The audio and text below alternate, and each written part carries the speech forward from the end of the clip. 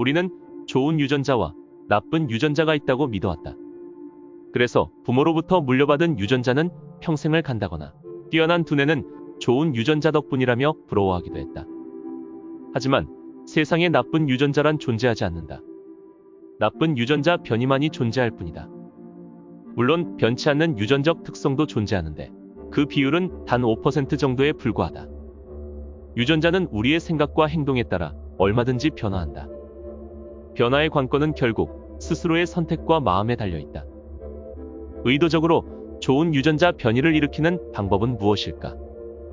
오늘은 하버드대 의학 박사 디펙 초프라와 루돌프 탄지, 육체와 마음을 진화하는 유전자의 비밀을 담은 책, 슈퍼유전자에 대해 이야기해보겠다.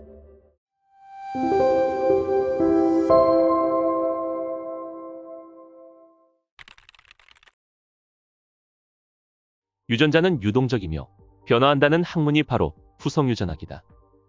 우리의 모든 선택에 반응하는 뇌처럼 인간의 유전체도 우리의 선택에 계속해서 반응한다. 물론 부모가 물려준 유전자는 평생 변하지 않는 독특한 청사진이며 새로운 유전자로 바뀌지도 않는다. 하지만 유전자 활성은 유동적이며 변화하는 속도도 빠르다. 질병, 스트레스 같은 요인으로도 얼마든지 유전자 활성이 달라질 수 있다. 따라서 매일의 생활 방식은 유전자 수준에 지대한 영향을 미치게 된다. 때로는 삶의 경험이 개인의 DNA를 어떻게 바꾸는지 직접 확인할 수도 있다. 염색체 끝에는 텔로미어라는 부분이 있는데 나이가 들면서 세포 분열을 반복할 때마다 이 텔로미어는 점점 짧아지고 세포는 노화한다. 듀크 대학교 연구팀은 평범한 어린이와 가정폭력을 겪은 어린이의 DNA 표본을 분석했는데 가장 부정적이고 스트레스를 많이 받은 어린이의 텔로미어가 가장 빠르게 짧아졌다. 반면 운동과 명상으로 텔로미어의 길이를 늘릴 수 있다는 연구 결과도 있다. 여기에는 심오한 뜻이 내포되어 있다. 바로 부모로부터 물려받은 선택된 DNA 변이주만이 장수에 영향을 미치는 건 아니라는 점이다. 일란성 쌍둥이의 다양한 암의 유전율은 약 30%에 불과하다. 심지어 파킨슨병의 유전율은 불과 5%다. 즉, 생활 방식이 더 큰 영향력을 행사한다는 뜻이다. 유전자는 우리에게 우울증이나 암에 걸리는 성향을 부여하지만 그 성향이 실제 유전자의 발현으로 이어지는 사람은 소수다. 진화가 획득한 가장 위대한 트로피는 바로 기억이다. 인간의 면역체계 속 항체는 인류가 맞닥뜨렸던 질병을 모두 기억하고 있다. 갓 태어난 아기는 어머니에게 빌려온 면역체계로 질병을 막아낸다. 우리가 인지하는 모든 것은 후성유전자에 빠짐없이 기록된다. 후성유전학에서 가장 논란이 되는 영역은 현재의 스트레스와 학대가 다음 후손에게 영향력을 미치는지 여부다. 태어나자마자 어미에게서 분리된 새끼 수컷쥐는 불안과 무력감을 보이며 다음 후손에게 이 특성을 물려준다. 어미에게서 분리된 쥐의 부정적인 후성유전적 변화는 실제로 쥐의 정자에서 확인되며 정자는 다음 후손에게로 전달된다. 관련된 연구를 통해 불균형한 식단과 독소에 노출되는 스트레스 같은 요인은 다음 세대로 전달될 수 있다. 오늘 당신의 행동은 먼 미래의 결과에 영향을 미친다. 스스로가 스트레스의 희생양인 동시에 스트레스 공급원이라는 사실을 자각하면 행동이 바뀔 수 있다. 마음은 새로운 뇌세포도 만들 수 있다. 명상을 하면 뇌의 알파파가 증가한다는 사실은 이미 알려져 있다.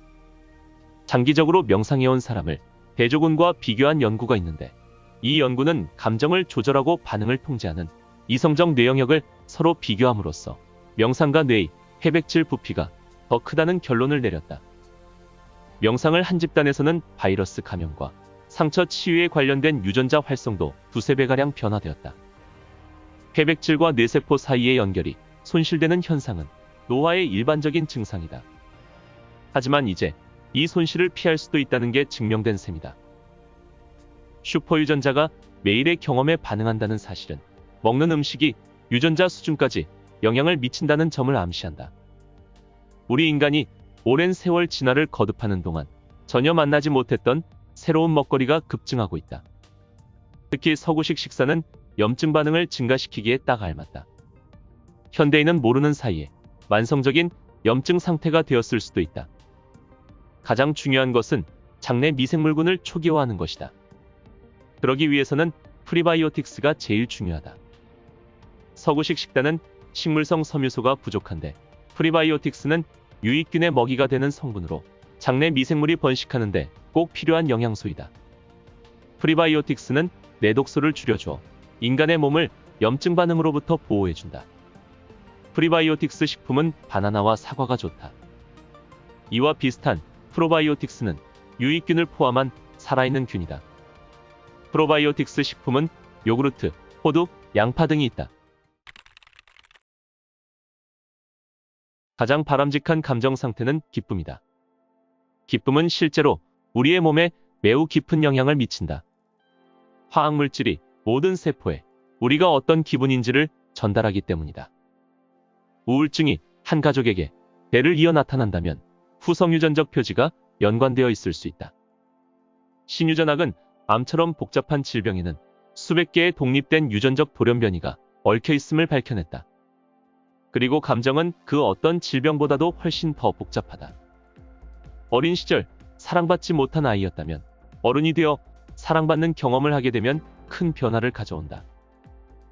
디펙 초프라는 50대 후반의 여성과 상담을 했는데 그녀는 평생 나쁜 음식은 입에 대지 않았고 규칙적으로 운동하고 사업을 경영하는 성공한 사람이었다. 그럼에도 불구하고 그녀는 항상 통증과 만성적인 불면증과 우울증에 시달렸다.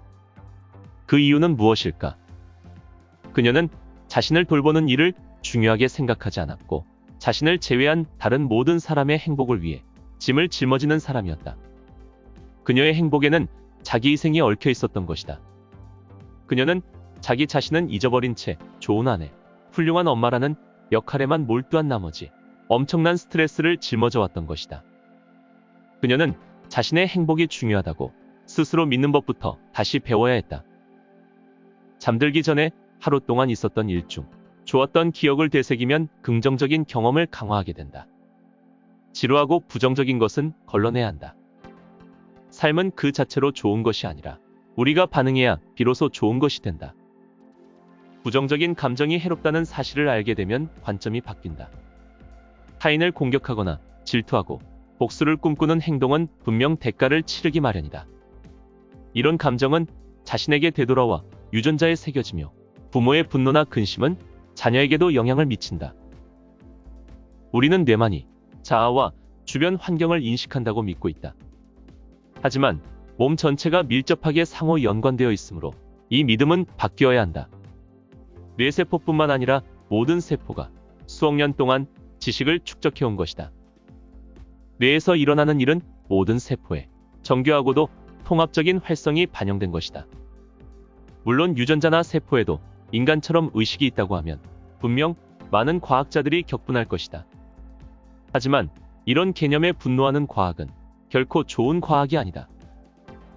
양자물리학자인 에르빈 슈레딩거는 이렇게 말했다. 의식은 다원적이지 않고 이론적이다. 의식을 나누거나 배가하는 행위는 의미가 없다. 우리는 몸과 마음을 나누는 개념에 익숙해져 있다 보니 몸과 마음을 하나의 의식장으로 통합하는 개념을 수용하기란 어렵다. 과연 뇌는 모든 형태의 의식에 반드시 필요한 요소일까? 해파리 같은 생물은 신경망이 몸 전체에 흩어져 있다. 인간의 위장관 벽에 근육층 사이에 있는 특화된 신경절 세포는 장신경계를 독립된 신경계로 분류하게 하는 결정적 요인이다. 이들은 마치 작은 뇌처럼 행동한다. 모든 세포가 한 개인처럼 의식을 가지고 있다고 상상해보라. 지혜는 경험에서만 우러나오는 지식이며 세포는 바로 이런 지혜를 축적하고 있다. 오랜 시간 동안 이어져 온 유전적 기억은 아무리 원시적인 세포라고 해도 퇴화하지 않도록 지켜준다. 지금 이 순간에도 세포는 유전자 덕분에 인간을 살아있게 하는 방법을 기억한다. 악성세포도 다른 세포와 똑같이 지능이 있는 존재지만 유전자 돌연변이가 암세포의 행동을 광적으로 몰아간다는 사실은 끔찍하다. 암세포는 마치 범죄자처럼 면역체계의 감시에서 벗어나기 위해 여러 가지로 위장한다. 저명한 이론생물학자 스튜어트 카우프만은 이렇게 말했다. 진화는 그저 날아들어온 우연이 아니다.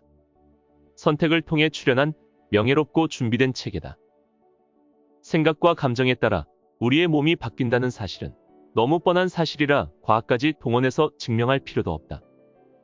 배우자나 친구를 잃으면 몸 전체가 반응하고 우울증까지 찾아올 수 있으며 질병에 취약해지기 쉽다. 세포는 마음을 거울처럼 비춰 몸을 통해 물리적으로 표현한다. 하지만 진화론은 유전자가 의식을 반영할 거라고는 생각하지 않았다. 유전학자들이 설명하는 이기적인 유전자에서 이기적인 행동을 하려면 의식이 있어야 한다. 전통적인 진화론에서 종은 유전자 돌연변이가 무작위로 일어날 때까지 무작정 기다려야 했다. 그 돌연변이가 생존율을 높이면 돌연변이는 새로운 행동이나 구조적 특징을 개체에 부여했다. 그러면 이 돌연변이 특징이 집단 전체로 퍼지기까지는 수백만 년이 걸릴 수도 있다. 하지만 후성유전학에 따르면 집단 전체에 이런 변화가 일어나기까지는 한 세대면 충분하다. 인간은 의지로 조상의 유산을 극복할 수 있는 존재다. 예컨대 소방관이 불 앞에서 도망치지 않고 화재를 진압하려 뛰어들거나 전쟁터의 군인이 전우를 구하기 위해 목숨을 걸고 포탄 속으로 뛰어드는 행동을 보면 알 수 있다. 마음은 자유의지와 선택을 통해 본능을 통제하고 있으며 유전자 또한 조절할 수 있는 것이다. 물론 이와 같은 주장은 주류 유전학자들의 분노를 자극할 것이다. 예술, 음악, 사람, 연민 그 외의 사람을 사람답게 만드는 모든 특성 중에 생존에 유리한 이점이 존재하는가? 이 특성은 유전적으로 획득한 것일까? 음악 영재로 모차르트에 비견되는 제이 그린버그는 2살 때 어린이용 첼로를 처음 보자마자 즉석에서 첼로를 연주했다. 10살 때는 작곡가가 되기 위해 줄리아드 학교에 입학했는데 그는 내 무의식이 의식적인 마음에 빠르게 지시한다며 인터뷰에서 털어놓기도 했다. 음악 영재는 어떻게 이토록 복잡한 정신적 기술을 물려받는 걸까? 인간의 본능적인 행동이 어떻게 DNA에 기억으로 암호화됐는지는 아직 알 수 없다. 음악이나 수학 분야의 특출한 영재가 아무런 배경도 없는 집안에서 태어나는 현상을 보면 유전이라는 용어가 과연 적합한지조차 확신할 수 없다. 결국 진화는 지구 생명체를 움직이는 창조력과 조직화 요소를 가리키는 과학 용어일 뿐이다. 그렇다면 진정한 나는 누구일까? 나의 정체성은 선택하기 나름이다. 깨달음을 얻은 인디언 현자는 제자에게 이렇게 말했다. 너와 나의 차이점은 표면으로 드러나지 않는다. 하지만 우리 사이에는 큰 차이점이 존재한다. 주변을 돌아보면 너는 벽이 보일 것이다. 하지만 내게는 모든 방향으로 뻗어나간 무한이 보인다. 시간과 공간은 무한하고 인간의 DNA를 핵심으로 한 진화의 힘 또한 무한하다. 슈퍼유전자는 생명체가 선택했던 창조적인 도약을 모두 기록한다. 인간의 생존을 위해 이제 우리는 스스로 유전자를 무장시켜야 한다. 다시 말해 각 개인의 슈퍼유전자가 관련된 자신의 건강과 장수만을 책임지는 것으로 끝나는 게 아니다. 진짜 슈퍼유전자는 지구라는 행성에 속하며 인간의 진화는 전 지구에 영향을 미친다. DNA의 작은 알갱이에는 생명과 시간, 공간이 압축되어 있다. 인간의 진화는 의도된 변화이며 이제 남은 일은 우리의 마음이 어디로 향할지를 스스로 결정하는 것뿐이다.